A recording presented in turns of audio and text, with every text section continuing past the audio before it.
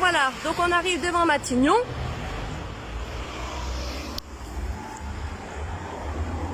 Donc effectivement, ils ont coupé là aux piétons. On va se mettre en face de Matignon.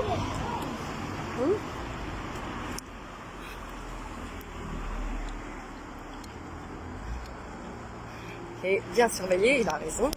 Surveiller. Voilà. Alors attends, à tous les Français, moi cette plaque-là. Bonjour. Je vais juste filmer la plaque. Le message patriotique sur la plaque. Voilà, à tous les Français, la France a perdu une bataille. Mais la France n'a pas perdu la guerre. Pardon ? J'en sais rien, donc vous filmez, vous traversez s'il vous plaît.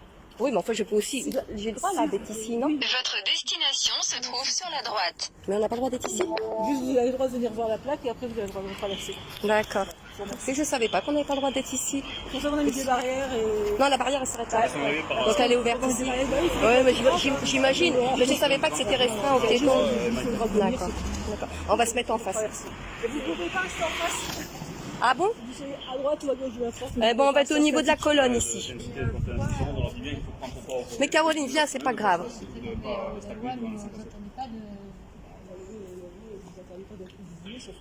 Non, mais on fait un cours d'éveil civique. On éveille les citoyens sur la situation politique de notre pays, suite au remaniement, etc. Donc on va se mettre tranquillement là-bas, on va faire notre travail et après on va partir. Voilà, merci. Donc, comme on vous expliquait, alors Caroline, je vais te laisser reprendre la parole par rapport aux arrêtés, etc., le but de notre visite à Matignon. Donc en gros, on est là pour sensibiliser Jean Castex, alors j'espère qu'il regardera cette vidéo, notamment pour dénoncer les arrêtés préfectoraux illégaux et illégitimes de Didier Lallement sur l'interdiction du port du masque dans les manifestations. Donc on pensait que c'était avant le confinement où il y avait des arrêtés préfectoraux comme ça, et on s'est aperçu que le 13 et le 14 juillet, pareil, il y avait une interdiction claire du port du masque sous peine en fait d'amende et voir si on était multirécidiviste de prison. Donc voilà, donc on est là pour dénoncer aussi. Alors pourquoi Monsieur Jean Castex ? Bonjour Monsieur, il y a peut-être quelque chose par rapport à la presse, tu m'en parlais tout à l'heure. On voulait rebondir puisque aujourd'hui le Canard enchaîné et puis bon même toutes les presses se sont empressées de dire que Jean Castex avait en ligne de mire Didier Lallement. Donc on est là pour appuyer un peu plus les motivations de Didier Lallement, notamment également parler du journal officiel de 2 février qui évoquait les violences policières illégitimes qui ont été faites donc durant le mandat de Didier Lallement, et donc du coup on voudrait savoir suite à ça quelles sont les mesures qu'il envisage Jean Castex et quelles sont ses dispositions, et voilà, on est prêt à discuter avec lui sur ce sujet. On est là, on l'attend. Voilà, bon, on l'attend, je ne sais pas s'il est là, mais effectivement... La police attend avec nous. Effectivement, ils sont là. Si on peut avoir un interlocuteur du ministère, du cabinet du Premier ministre, qui pourrait justement interagir avec nous sur ces situations-là. Donc, comme tu l'as très bien souligné, effectivement, il semblerait que Monsieur Lallement n'est pas le vent en poupe auprès du Premier ministre. Cela dit, il a eu le soutien du pointeur qu'on a nommé au ministère de l'Intérieur, d'un pointeur, j'ai envie de dire, à un éborgneur, c'est pas étonnant. Qu'est-ce que tu en penses, toi, de ce remaniement ministériel où on nomme Jean Castex, qui faisait partie des secrétaires généraux de l'Élysée sous Sarkozy? Oui. Et puis Dupond-Moretti, qui était l'avocat de Karim Achoui, qui était l'avocat des plus gros voyous et plus gros banditisme de France. Donc ça laisse quand même à désirer sur la probité de ce gouvernement de corrompus. Et on est là aujourd'hui en tant que citoyen concerné par l'état de la France. Donc on aimerait pouvoir être recueillis et entendu. C'est Monsieur Castex? Non, on pourrait pas avoir une discussion avec Monsieur Jean Castex?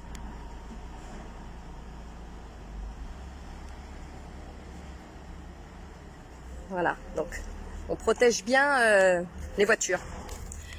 Donc Monsieur Dupond-Moretti, donc en fait ce que tu essaies de me faire comprendre, c'est que on avait peut-être beaucoup plus de choix pour désigner une autre personne que Dupond-Moretti, qui est un proche quand même de Sarkozy, il faut pas oublier de le dire. Qui approche Et qui a Sarkozy, et puis qui a une haine viscérale de toutes les formes de contestation, que ce soit les ONG ou même les Gilets jaunes. Donc voilà, et remis dans le contexte, il a une haine viscérale aussi de l'extrême gauche et de la France insoumise notamment, donc ils sont jamais cachés.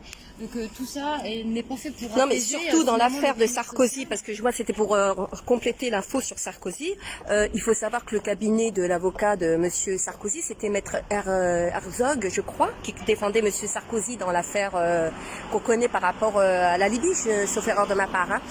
Eh ben, il était placé sous écoute et il avait porté plainte Monsieur Dupond-Moretti parce qu'il faisait partie de ce cabinet, sauf qu'il a décidé d'annuler sa plainte une fois qu'il avait intégré le ministère de la Justice. Bah, c'est difficile de demander à des policiers qui sont sous ses ordres d'enquêter sur sa plainte, tu vois. Donc, est-ce qu'il n'y a pas une collusion, un conflit d'intérêts avec ces personnes qui sont visées par des enquêtes, que ce soit Sarkozy, que ce soit les Buzyn, Véran, je crois, et Édouard Philippe, comme les autres qui font l'objet d'une plainte. Est-ce qu'il n'y a pas une collusion avec la nomination de Monsieur Dupond-Moretti et ces plaintes qui visent ces personnes? C'est clair qu'aujourd'hui, en plus, quand t'as Jean Castex qui considère que les complotistes sont des terroristes, donc on imagine un petit peu Bonjour monsieur. ce qu'il nous réserve pour la suite. Vous pourriez Vous avez bien répondre à des entendu, questions? hein, Pardon, Jean je te coupe. Castex à l'Assemblée Vous pourriez nationale, répondre à il est des... bien Attends, je te coupe, parce sûr, qu'on a peut-être quelqu'un là. Vous pourriez répondre à des questions, monsieur? Je suis désolée, je t'ai coupé, mais parce qu'il y avait quelqu'un et il semblait plutôt favorable, mais il s'est vite caché. Ouais, ça fait deux Et, fois et, qu'il passe. et les vieux au Rivotril alors? Vous allez me faire apprécier monsieur Jacques Attali, hein, avec des propos comme ça. Donc vas-y, je t'écoute, pardon, je t'ai coupé. Oui, oui, Jean Castex, aujourd'hui à l'Assemblée nationale, affirmait que les complotismes étaient une forme de terrorisme. Donc il commence à préparer la loi pour des... méfions-nous, Bonjour. en fait. Est-ce que vous pourriez avoir la gentillesse de nous dire si vous pouviez répondre à des questions? Bon, ils sont gentils, ils ouvrent les fenêtres, ils nous disent bonjour, c'est déjà une bonne chose. Tout à fait. Mais quand on commence à les interpeller poliment pour savoir s'ils peuvent répondre à quelques questions, eh ben c'est leur méta, hein. Je ne sais pas si tu te rappelles, Caroline, à l'époque romaine, il y avait ce qu'on appelait la cité. Oui. Hein, pas la cité, les quartiers, mais les citoyens venaient sur la place publique débattre des problèmes de la cité. Tout est décidé Donc, à huis clos. ils interpellaient leurs représentants, enfin les gens de voilà, et puis ils débattaient des questions et de la vie politique pendant ces réunions. Aujourd'hui, malheureusement, on a des représentants qui n'écoutent pas les doléances des citoyens, qui se réfugient derrière la réserve. Je ne vois pas de quelle réserve on peut nous parler aujourd'hui, qui se cachent derrière des fenêtres, qui passent devant nous et qui nous ignorent ou qui nous disent qu'ils n'ont pas le temps. Si nos représentants, entre guillemets, n'ont pas le temps de discuter avec les citoyens, bah alors qu'est-ce qu'ils font? Surtout que Jean Castex, moi je veux quand même le dire, Caroline si tu le permets, Jean Castex, il a augmenté à 16 le nombre de cabinets ministériels. Donc en face de nous, on a des gens qui nous demandent de faire des économies, des efforts. Il n'y a pas très longtemps, M. Emmanuel Macron avait même dit qu'il était favorable à la baisse des salaires dans les entreprises plutôt que de voir les gens finir au chômage. Mais à quel moment ils baissent leur salaire, ces gens-là? Monsieur Jean Castex augmente le nombre de cabinets ministériels. Qui dit augmentation du nombre de cabinets ministériels dit augmentation du déficit public. Parce qu'on a deux problèmes dans notre pays. On a le problème du déficit public et on a le problème de la dette qui s'ajoute à ce déficit public. Et là, ça ne va plus. Donc on aimerait interpeller ces gens sur ces deux questions, le déficit public et la dette publique. Bonjour madame. C'est l'entrée du personnel. Vous travaillez à Matignon? Est-ce que vous seriez favorable à répondre à des questions? D'accord. Ah d'accord, bonne journée. Merci, c'est gentil à vous madame. Bon, elle nous dit bon courage, on sent qu'il y a quand même, tu vois, de la gentillesse et du soutien derrière ces gens-là. C'est ça. Ces petits, les premiers de cordée. C'est Voilà, les exactement premiers ça. de cordée. Qui comprennent un peu. Qui comprennent nos doléances. Donc voilà, j'en étais où? Voilà, ils augmentent ces gens-là avec une... je trouve que c'est avec de manière ostentatoire. Ils nous font affront sur affront. En fait, ils sont en train d'éprouver jusqu'où nous pouvons accepter C'est ça. l'inacceptable dans ce système de valeurs inversées, où on nomme un homme accusé de plainte pour viol au ministère de l'Intérieur. C'est pas n'importe quoi. Qui va enquêter? Alors, des policiers qui vont enquêter sur leur propre chef. Ben, c'est comme l'IGPN qui enquête sur la police. C'est un problème. Ce qui nous fait défaut, c'est justement, il nous faudrait des organes indépendants pour contrôler toutes ces institutions. Des organes composés de citoyens et qui contrôleraient toutes ces institutions parce que rien ne va plus. Aussi bien, c'est pour ça qu'aujourd'hui on constate une défiance envers toutes nos institutions, qu'elles soient politiques, qu'elles soient économiques, qu'elles soient médiatiques. Ben parce que il manque de probité. C'est toujours la même chose, on en revient à la probité. Aujourd'hui, on a un système ces qui, gens nous disent- le crime paie. nous disent de faire des efforts, ils augmentent leur cabinet, ils augmentent leurs revenus, le nombre de collaborateurs et il faudrait que tout le monde puisse regarder sur le site contribuables associés à combien on évalue le coût pour le contribuable, ne serait-ce que pour Matignon. Pour que les gens comprennent bien l'arnaque quand même, hein. L'affront qu'on nous fait mois après mois, année après année, sous ce mandat d'ailleurs. Il faut rappeler qu'Emmanuel Macron, vous n'êtes pas d'accord? Devoir de réserve. Donc, il faut rappeler quand même, on est les premières de cordée, hein. Donc, il faut rappeler quand même qu'Emmanuel Macron avait justement dit qu'il ferait en sorte qu'on n'augmente pas le nombre de cabinets ministériels, qu'on contrôle, etc. Mais en fait, c'est tout l'inverse. Oui. Et là, au municipal, je ne sais pas si tu en as eu C'est vent. comme le cumul des mandats, en fait. Hein. Ils Exactement. arrivent tous Et avec... Au municipal, on a vu des élus augmenter. La première chose qu'ils ont fait, c'est augmenter leurs indemnités de maire.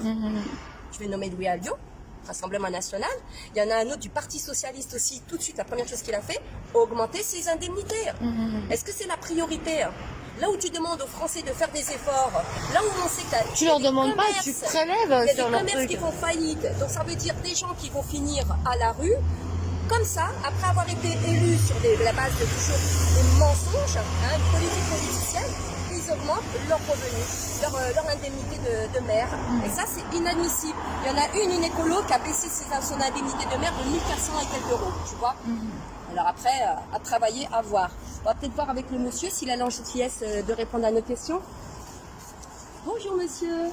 Est-ce que vous avez le temps de répondre à quelques questions? Désolé, non. D'accord. Bonne Merci. journée. Bonne journée. Bonjour monsieur. Est-ce que vous auriez le temps de répondre à quelques questions?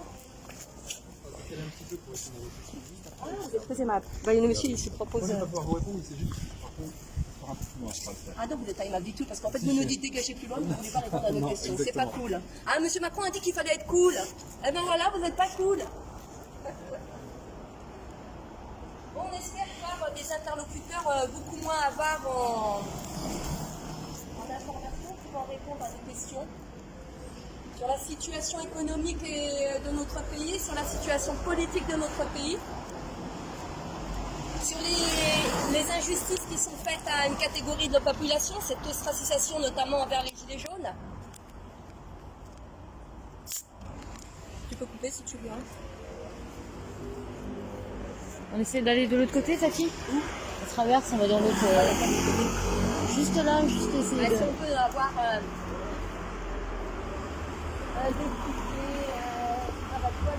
regarde, on va avoir à nous confronter, il enjambe la barrière. Quand même. Tout ça, C'est un peu lâche, hein. Alors venez à notre rencontre. On a des questions, monsieur. Mais ça prend même pas une minute, s'il vous plaît. Ah, vous avez rendez-vous? Ah ben alors nous aussi on va prendre rendez-vous avec vous. Ah, vous seriez disponible? Vous savez D'accord, dans on combien vous de temps? attend. Comment? Vous êtes là? D'accord, on vous attend. Vous êtes gentil. Bon, vous avez vu? On a un rendez-vous dans une demi-heure. Alors, ces policiers nous demandent de partir parce que nous portons des chasubles. Nous sommes deux, avec des signes. Comme j'expliquais à ce monsieur, qu'il y a beaucoup de gens avec des t-shirts, avec des signes plus ou moins attentatoires, ou peu importe, avec des messages. Et donc là, on a quand même, je vous le mets quand même à votre information, monsieur, ça vient de la préfecture de police. La note 89-2004, conduite à tenir à l'encontre des personnes portant de manière apparente des signes distinctifs à l'occasion des manifestations ou pas. Mon attention est attirée sur le fait que des fonctionnaires de la direction de l'ordre public et de la circulation demande la dépose des badges et autres signes distinctifs portés par les participants à une manifestation lorsque ceux-ci souhaitent la quitter ou lors de sa dispersion. Il est rappelé que les textes en vigueur consacrent le principe selon lequel le port de manière apparente de signes distinctifs de toute nature sur la voie publique par tout citoyen est autorisé. Exemple, badges, syndicaux, drapeaux, banderoles. Point de suspension, nous on a le chasuble. Donc en fait, ça va à l'encontre de ce que vous êtes en train de me demander.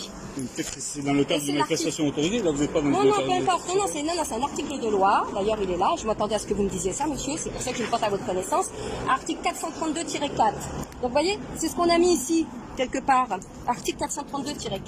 Parce que le fait par une personne dépositaire de l'autorité publique ou chargée d'une mission de service public agissant dans l'exercice ou à l'occasion de l'exercice de ses fonctions ou de sa mission, d'ordonner ou d'accomplir arbitrairement un acte attentatoire à la liberté individuelle est puni de 7 ans d'emprisonnement et de 100 000 euros d'amende. Lorsque l'acte attentatoire consiste en une détention, en une rétention d'une durée de plus de 7 jours, la peine est portée à 30 ans de réclusion criminelle et à 450 000 euros d'amende. Donc il faut que les gens comprennent bien que l'exigence qui vous est faite sur fondement et de base légale de retirer le chasuble est interdite. Il y a des textes de loi, il y a des décrets qui sont là pour le confirmer. Nous, on est juste là. Donc, on attend un interlocuteur qui est favorable à un échange et on le fait. Par rapport aux libertés individuelles, nous ne sommes pas en mesure de répondre à Donc, il faut que les gens connaissent leurs droits. Ça, je vais le mettre je vais le diffuser sur ma page, tu vas le diffuser sur ta page, on va le diffuser partout. Il faut que les Français comprennent que dans un état de droit, justement, Il y a des revendications. le président doit être... Il y a l'article 432-4. Il y a l'article 432-4, monsieur, que vous devez connaître mieux que moi. Les atteintes à la liberté individuelle. Manifester ou pas? Non, On attend... on se promène. Ils disent que ce n'est pas une manifestation, qu'elles se promènent. Et, On est deux. Ils sont arrêtés devant le secrétaire. On attend un monsieur qui nous a donné rendez-vous, là, vous savez, vous l'avez bien vu. Non mais, vous ne lui avez pas donné l'information complète.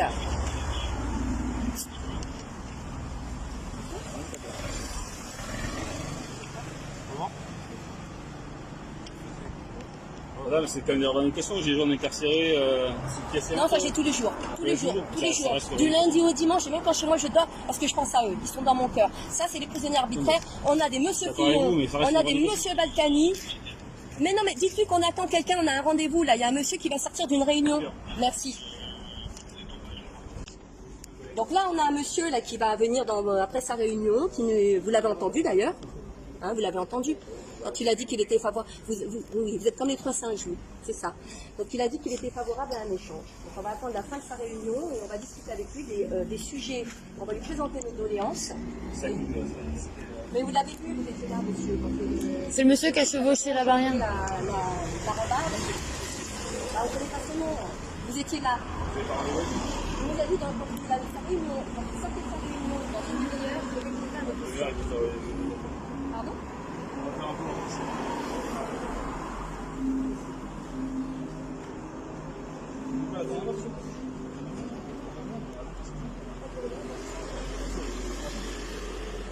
On va y aller comme ça, on va vous laisser tranquille. Bon, viens, on change On va les de laisser ministère. tranquilles parce que je vois bien Ouais. qu'il essaie de faire des efforts, ce monsieur, mais vous comprenez quand même que c'est frustrant parce qu'il n'y a pas de...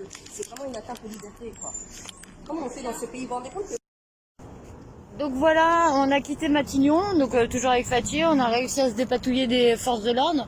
Donc comme vous l'aurez compris, donc un rassemblement c'est 2 personnes et donc c'est illégal d'après le camarade de porter un gilet jaune avec des revendications et des messages dès lors qu'on est 2 à Paris. Donc c'est la grande nouveauté.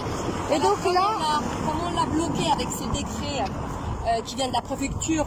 Donc je vous dis à tous de faire usage de ça. Comme ils étaient embêtés par rapport à ça, eh ben ils ont trouvé comme autre solution de nous dire bah oui mais vous avez des revendications. Au départ on leur a dit vous ne pouvez pas nous demander de retirer le gilet jaune. Sauf que là ils ont estimé que nous portions des revendications. Et si vous regarderez la vidéo précédente, et vas-y. Alors on est accompagné par qui, Caroline? alors voilà, donc du coup on est accompagné par 2 baqueux là-bas, voilà, qui veulent s'assurer que on va bien au bon endroit. Donc bon, la petite boutade, c'est qu'on leur a dit qu'on allait aux préfectures de police et en fait on va à l'hôtel de ville. Donc ils sont un peu décontenancés. Allez, nous suivre. Voilà, donc on va essayer de prendre des routes où à contresens pour voir comment ils réagissent. On va pas aller à la préfecture, il y a un hôtel de ville, je pense qu'on va aller ailleurs. On va aller tout droit et après on va rentrer. Ouais, on s'en fout. En tout cas, pour vous dire, voilà, on a nos nounous qui sont là, qui nous accompagnent. Deux masqués jusqu'au-dessus des yeux. Hop, ils viennent de...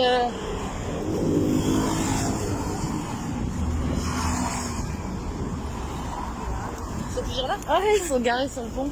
Donc là, je vais couper et puis on reprendra dans quelques minutes au rendez-vous C.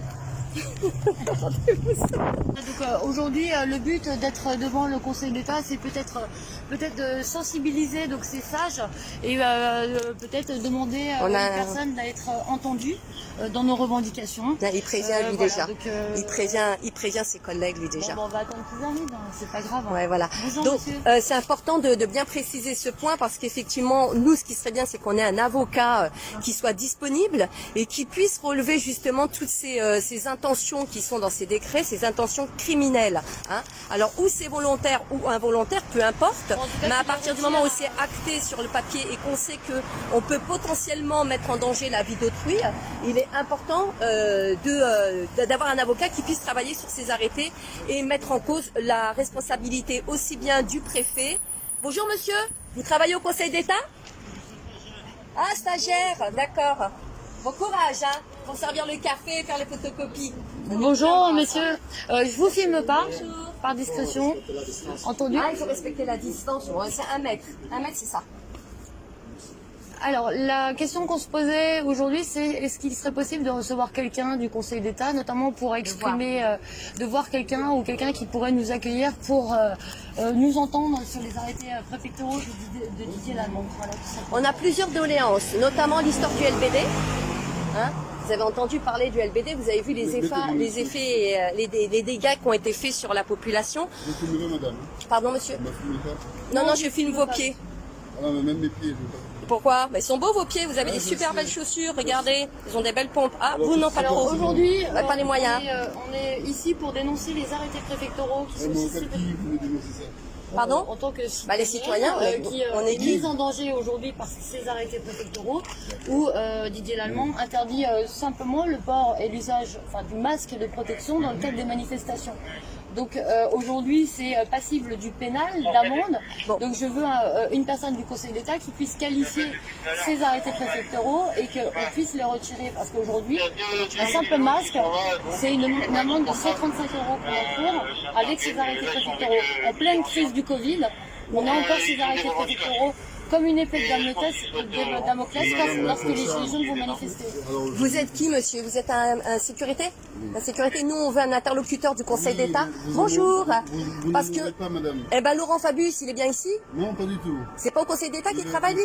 Ah, constitutionnel. Il y en a d'autres pourris qui sont au Conseil d'État, parce que Laurent Fabius, c'est l'affaire du sang contaminé, vous savez. Conseil d'État. Ah, Michel Delpech. On peut avoir Michel Delpech? Il a été nommé par un décret exceptionnel de monsieur Macron. Michel Delpech, vous savez, c'est la retraite cachée là. Il n'est pas là aujourd'hui? Ah, c'est dommage. Bon, en tout cas, on aimerait avoir un interlocuteur. Mais vous ne voyez personne, madame. Peut-être la dame là-bas. Non, elle viendra pas, c'est ma chef, elle viendra pas. Ah, madame, venez. On aimerait discuter des arrêtés préfectoraux et du LBD. On en est où du LBD? Mais elle ne pourra pas vous répondre là-dessus, madame. Donc, ce que je vous conseille, c'est de faire un recours au Conseil d'État par rapport aux arrêtés préfectoraux. Faire un quoi? Un recours. Ah, vous avez un joli masque, des Antilles, ça. Hein. Merci. Ça, au fait, là, ça a coulé douce. Oui, ça va couler. Ah, bonjour, monsieur, vous travaillez ici? Ça m'arrive, oui. Oui, écoutez, je suis contente. Est-ce que vous permettez de répondre à quelques questions en toute gentillesse, en toute bien... Non, vous voulez pas répondre? Pourquoi? Pourquoi? Ah vous êtes payé pourquoi alors, monsieur? Si vous répondez pas aux questions des citoyens? Vous nous coûtez un bras, mais vous voulez pas nous répondre? Ouais, mais c'est pas son rôle de vous répondre. Bien sûr, c'est le rôle. Alors, c'est quoi son rôle? C'est quoi son rôle? C'est juste un représentant, il s'assied, touche sa paille et il s'en va. C'est quoi son rôle? C'est pour ça que je vous dis qu'il faut faire un recours. Là, On a fait des recours contre le LBD. Le défenseur des droits, justement, a fait le nécessaire auprès du Conseil d'État et on attend de savoir ce qu'il en est, parce que c'est pas normal. Vous savez que le LBD, c'est une intégrité physique et morale, surtout physique. On a gâché la vie des gens. Personne ne vous recevra aujourd'hui, madame. Mais vous savez, monsieur, je vais vous dire très honnêtement, c'est pas personne peut, c'est personne ne veut. C'est ça le problème. C'est qu'on a des gens qui sont payés avec notre argent et qui ne veulent pas répondre aux doléances des citoyens. Et ça, dans un État, dans une démocratie, c'est grave, monsieur. Non, mais levez pas les yeux comme ça parce que vous connaissez les mêmes problématiques que nous. Non, c'est pas ça. Mais regardez ce qui se passe chez vous là-bas, aux Antilles. Je vous explique le principe d'ici. C'est-à-dire qu'ici, on ne reçoit pas des gens comme ça. Pour faire un recours, et là, vous êtes convoqué en audience et là, vous excusez. Pardon? Je dis aller d'excuser là-bas. Non, Je filme pas vous. Mais peu importe, on a le droit de filmer. Arrêtez, monsieur, on a le droit de filmer. Arrêtez un peu. enregistrez notre conversation en plus. Mais on a le droit de Sans filmer. autorisation Mais on de a votre le part. droit de filmer. Vous êtes des agents publics, on a le droit de filmer. C'est Ah tout. d'accord, moi j'ai signé Oui. ça où alors? Pardon? J'ai signé ça où? Bah, vous voyez avec le Conseil d'État. Ah ouais, Oui. d'accord. Vous voyez avec le Conseil d'État. Non, non, mais c'est vous qui êtes très drôle. Bon, alors nous, vous êtes qui? Vous pouvez répondre à nos doléances? Je travaille au Conseil d'État à la sécurité. Ah, la sécurité, non, c'est bon, il nous a répondu, le monsieur. Il nous a dit... Là, et je peux vous dire qu'il y a des manifs ici, les gens ont été reçus par le Conseil d'État. Donc ce que vous dites est totalement faux. Mais vous n'avez pas entendu la fin de ma phrase? Ah bon? Ben Pourtant, oui. je Puis sais pas. utilisez pas de ce ton pérempteur avec moi, hein. Donc en gros, Vous êtes de la quoi? sécurité, vous venez de dire oui, Moi, voilà. moi, je suis un maillon. D'accord? Je suis rien du tout ici. Ah, bah Si vous bon. voulez un rendez-vous, moi je vais voir là-haut, ils me disent oui ou non, c'est binaire. D'accord, ok, Voilà. bah alors on veut bien. Alors est-ce que vous pouvez Quelles avoir la sont vos doléances? gentillesse? Quelle est la raison de votre rendez-vous, etc. C'est Alors, quoi? on vient Vous de voulez dire quoi? Il y a une déjà affaire qui passe? Des contentieux, il y a quelque chose? Non, tout à fait. Ok. Alors, moi, je... Ben, s'il y a une affaire, monsieur le défenseur des droits, Jacques Toubon, a sollicité le Conseil d'État par rapport à l'histoire des LBD. On voulait savoir où on en était, puisque à ce jour, vous ne me pardon. filmerez pas. D'accord. Et je vous demande d'arrêter d'enregistrer. Non, je vais pas arrêter parce que non, j'ai le droit. J'ai le droit. En revanche, ce que vous pouvez faire, c'est arrêter de me parler, il n'y a pas de souci. Vous avez entièrement le droit de ne pas me communiquer avec moi, il n'y a pas de souci. Mais je ne céderai pas à vos injonctions parce qu'elles ne sont pas légales. Caroline, on va aller ailleurs puisque de toute façon, ces personnes de la sécurité, elles ont la grosse tête. Mais fermez la porte, il n'y a pas de souci. Viens, Caro, on a d'autres missions. Pardon. Bon. Alors, nous sommes devant la préfecture de police de Paris, comme vous pouvez le constater.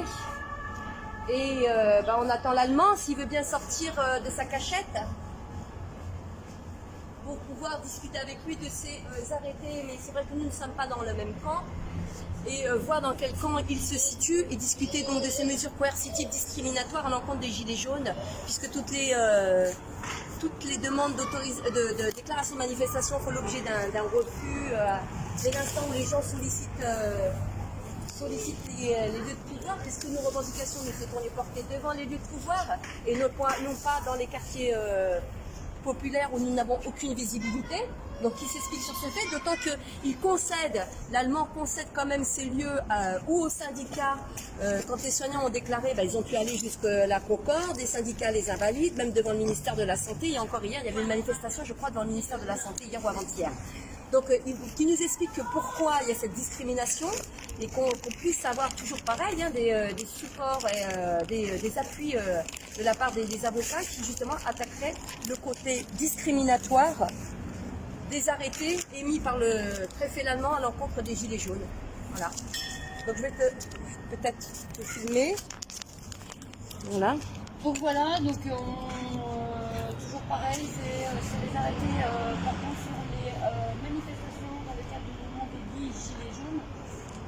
Donc voilà, on est encore là en espérant être entendu sur cette aberration qui est l'interdiction du port du masque systématique pour les Gilets jaunes qui manifestent le samedi. Donc voilà, j'espère que des avocats prendront ce sujet vraiment à bras le corps parce que c'est peut-être que des amendes de 135 €, mais c'est une épée de Damoclès pour quelqu'un qui est au SMIC, pour les Gilets jaunes notamment, et la récidive, elle est passible de prison aujourd'hui. Donc j'aimerais vraiment que des avocats puissent s'emparer du sujet pour mettre hors jeu Didier Lallemand qui aujourd'hui fonctionne en roue libre totale.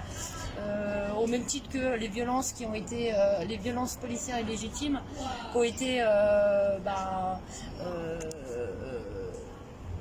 littéralement publiées dans le journal officiel, donc c'est pas de la spéculation. Ce n'est pas du complotisme, comme dirait Castex, c'est le journal officiel qui parle bien de violence policière illégitime. Donc dans ce contexte, nous en tant que citoyens, est-ce qu'on a un devoir d'insurrection? Et je peux te mettre face caméra, Caroline. On va nous faire croire qu'on est dans un état de droit dès lors que maintenant avec gilets jaunes, deux personnes avec un gilet jaune en état de droit, on n'a plus le droit de manifester et considère qu'on est en manifestation dès lors qu'on est plus de 2 avec des gilets jaunes.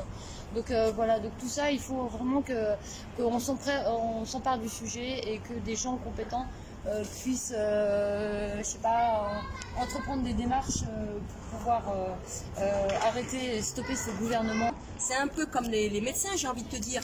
Le médecin, il a le serment d'Hippocrate, il est là pour sauver des vies. Ben, l'avocat, quelque part, normalement, c'est une vocation. C'est une vocation. Il doit aussi rendre service à la population.